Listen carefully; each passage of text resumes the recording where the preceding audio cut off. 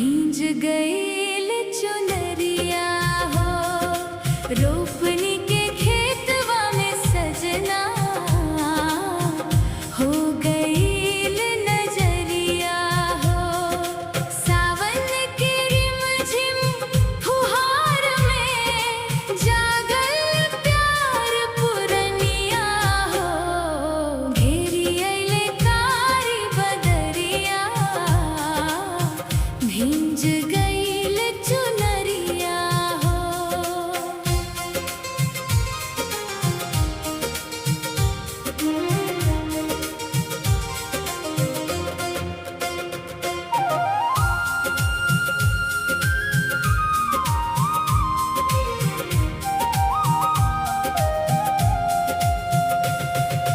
धानी धानी खेत मुस्काए, पुरवैया गीत सुनावे। पाँव धसल कादो माटी में, मनवा उड़ उड़ जावे। तोहरे संग रोपब धानवा, सजनी हंसी चुरावे। बरखा के हर एक बूंदिया प्रेम कहानी गावे। घेरी अइले कारी बदरिया, भींज गईल चुनरिया हो। रोपनी के खेतवा में सजना हो गईल नजरिया हो।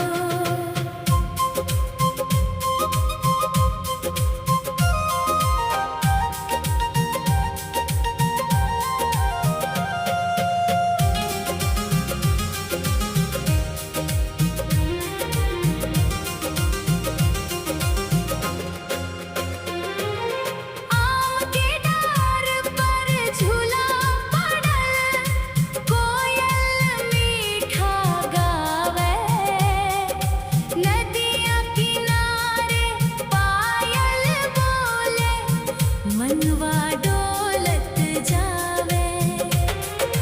तोहरे बिना सावन सूना, अखियाँ राह निहारे।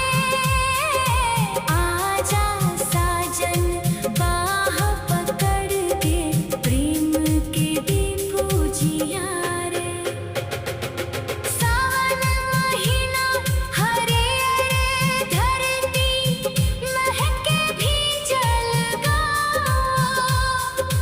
तोहरे संग बितल हर पलवा, लागे मीठा छाँव। रिमझिम बरसे प्रेम के बदरा, भर दे मन के प्यास। जन्म जन्म के साथ निभाइब ए सजनवा खास।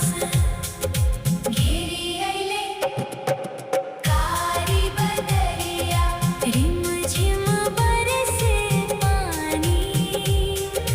तोहरे संग मुस्काए जीवन, तू ही प्रीत कहानी।